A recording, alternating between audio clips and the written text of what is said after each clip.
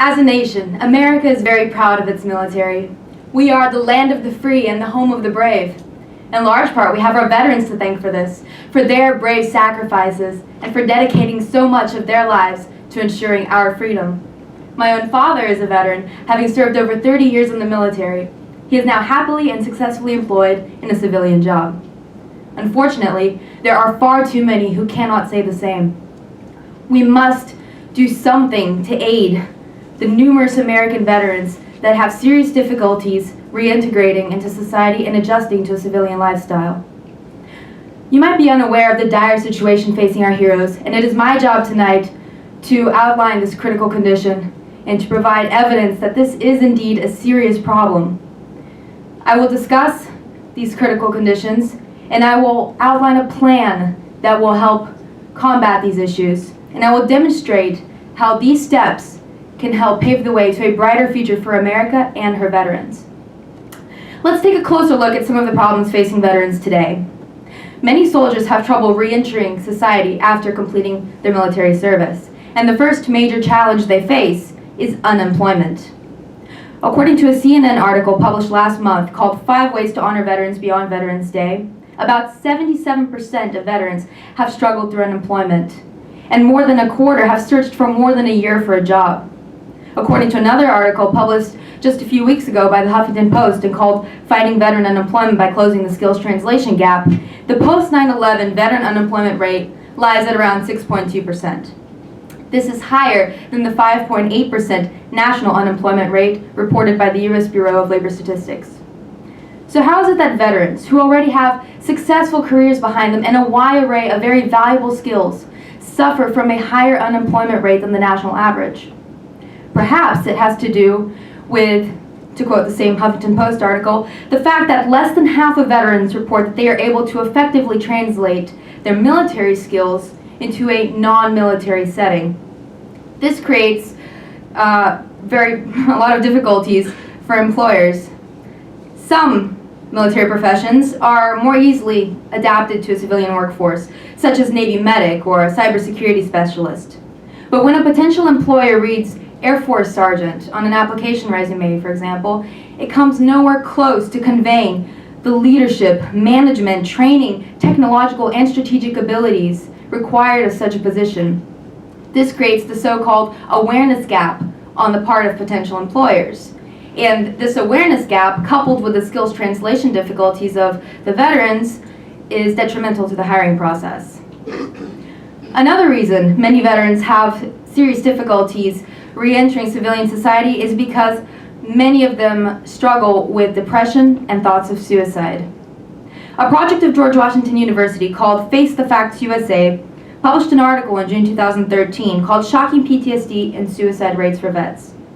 This article stated that veterans account for 20% of all suicides in the U.S. The youngest veterans are between the ages of just 17 and 24.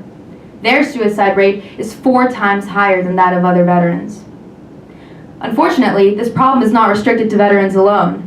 There has been an increase in the suicide rate of U.S. troops overall, now averaging nearly 1 suicide a day. In other words, if my CMST 100 class had the same suicide rate as our nation's military, we would last maybe 2 weeks before everyone in that class had taken their own life. These statistics for veteran unemployment and veteran suicide are both appalling and unacceptable. They clearly indicate that we as a nation must take action to address these problems our veterans are facing. Fortunately, these problems are not insurmountable, and there are steps we can take to make life as a veteran happier, longer, and more successful. The first step is to tackle the problem of veteran unemployment. To do this, companies must work to eliminate the awareness gap and make an extra effort to hire more veterans. In an April 2013 statement by Walmart's CEO and U.S. Navy veteran Bill Simon regarding Walmart's Veterans Welcome Home commitment and the White House Joining Forces initiative, every company in America has benefited from the service and sacrifice of our men and women in uniform. Sadly, too many of those who fought for us abroad now find themselves fighting for jobs at home. Walmart is working to change this, and they project that they will hire and train over 100,000 veterans within the next 5 years. I believe other companies should be encouraged to likewise participate in the White House Joining Forces initiative and make similar hiring commitments. This would both raise awareness about veteran unemployment and help reduce the unemployment rate. Another way that we can help reduce the veteran unemployment rate is to better prepare soldiers before they leave the military. I believe that soldiers planning to retire and enter a civilian workforce should be required to take a series of reintegration classes. Additionally, they should be provided with a comprehensive list of online resources, such as the VA for Vets website, which provides tools for translating military skills, building resumes, and applying for employment positions. This is something all of us could do to help. If you know any current soldiers that are planning to retire or veterans, I highly encourage you to share that website with them. The second step is to address the problematic suicide rate. There are several programs in place already in the military to address this issue, so I won't go into details about those. More importantly, for you all as civilians, what you can do to help reduce the suicide rate is to just be compassionate and aware about the struggles and suffering of veterans and their families.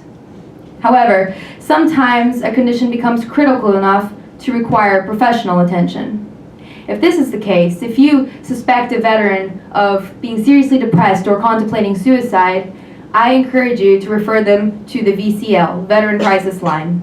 As Army veteran Phoebe Gavin testifies, when I was at my lowest, the VCL was a true lifesaver. Having a safe place to cry it out made all the difference. I called the VCL, and they helped connect me with therapy and get me on the road to recovery. Taking these measures I just described will help reduce the veteran unemployment rate and veteran suicide rate.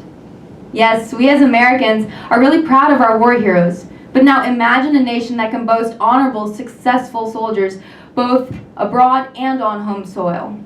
Reducing the veteran unemployment rate would benefit both veterans and American companies alike. Like my father, veterans would be able to support themselves and their families, and they would feel that their skills were still valuable outside the war zone. American companies would be able to tap into the vast resource that is our nation's veterans and benefit from the wide array of skills and unique talents that many former servicemen have to offer. Reducing the veteran suicide rate would be good for both the military and civilian communities. Happy veterans is really important to the well-being of this country as a whole. After all, the United States cannot truly be free if its freedom fighters are imprisoned by depression. Having strong, content, employed military veterans is vital to having a stronger and better America. This evening, I discussed some of the problems and struggles that veterans face when trying to make the transition from military into civilian life. And I discussed steps we can take both on an individual level and as a nation to help mitigate these problems. Veterans have dedicated and sacrificed their lives to fighting our enemies.